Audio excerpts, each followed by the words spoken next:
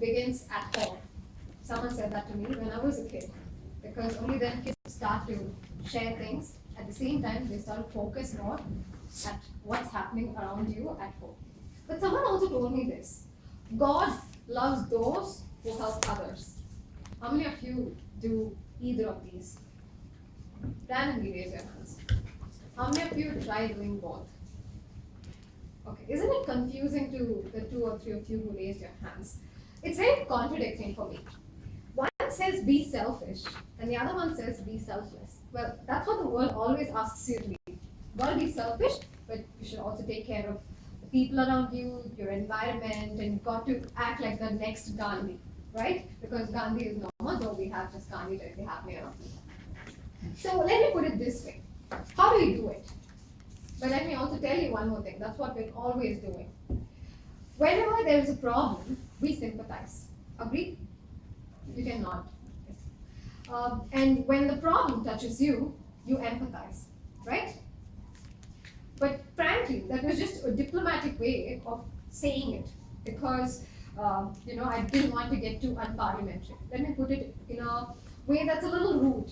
When there is a problem, you just don't care. Agree? At least deep down within your heart, some part of it should say yes. Because honestly, I would say yes. But when the problem touches me, you know what I do? I panic, I scream out for help, I want people around me, I gather support, and then I want to fight back. That's what is happening.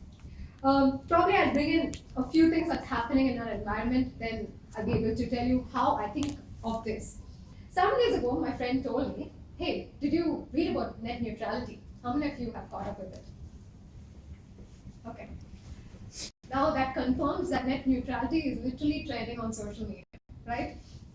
So she asked me, did you catch up with it? I don't know, sort of, because literally I did. Because anytime you get into Facebook, every other person, they need to have an opinion, and when they want an opinion, they just put those words on their status, and it's prefixed with a hashtag. Anything with hashtag catches your attention right now on Facebook.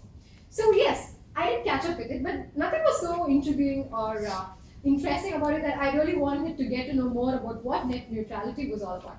And last night, my senior pings me all of a sudden, say 10:30 in the night, and she says, check this link out and go voice your views and get the government to realize how important it is to have net neutrality established. I'm like, what's going on? You can call me being ignorant or self-obsessed, I don't care. But what's this hype about net neutrality? Why all of a sudden too much of activist kind of role is being played across the country by a lot of people? So I'm like trying to think about it. I get a little curious. I grab some news articles. I try to read about it, and the only thing that I learned is that it says data treated equally on the internet, and anything above that, I don't know whether I understood it or got it completely misunderstood. So I'm like, okay, that is something to do about it. But then a very obvious question strikes me. When I look at this world, I'm like, I don't know whether I have to call it obnoxious, narcissistic, or blind.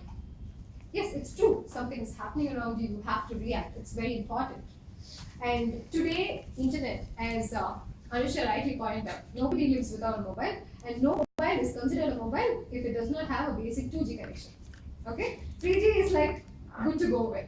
And any discussion gets even more interesting when you're able to substantiate it with facts. And how do you do it? You don't refer your braces, but instantly you like Google. Let me check that out. We're so addicted to it, and it's become a reflex activity. So when internet, we have to pay, and there's so much of biasness being, impartiality being brought into. We all fight back because it's and like, that's the same, literally. Yes. Okay. I agree. Probably when we have to say it. But what about other things that are happening in the country? I think from time immemorial, as I can, phrase it in a cliched manner, there has always been a dearth when it comes to serving every citizen of India with their basic necessities. When I was in class 1, my teacher taught me food, shelter, clothing, 3 basic necessities of any human being. How many of us have that in this country? I have it. We have it. But how many of us do not have that? The poverty line is so strong, it's so stark that it's clearly a demarcation across the country. How many of us have voiced out for it? Why isn't this hype not being created for something that has always been there? All of a sudden, net neutrality comes into the picture and we're ready to support. But what about the other things that have always existed? Is it only because they were never treated as a fashionable consensus?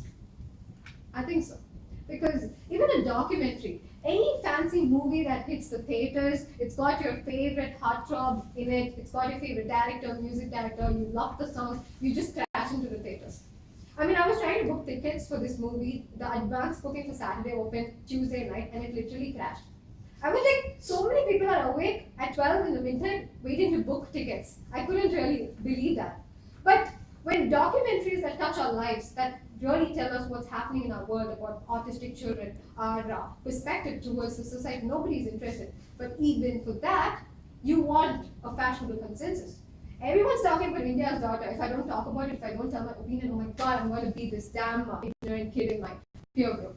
So I go watch it, I crash the internet, I get to know about it, and baselessly sometimes, okay? Forgive me, baselessly sometimes we make opinions.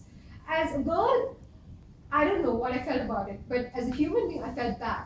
It was a story and the trauma of a girl who should have been alive. Yes, Nirbhaya is now the face, the protagonist of a lot of women who want justice on the face of sexual abuse. I agree. Jyoti Singh, she's like the guiding light. But what happened to all the Jyoti Singhs before that?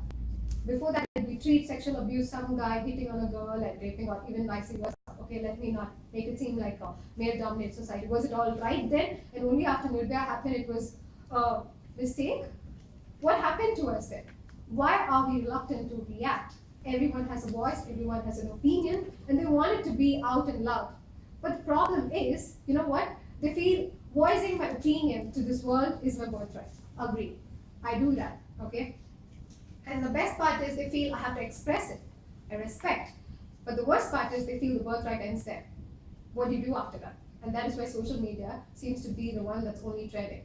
The real world isn't the place where you get to know about things that are trending.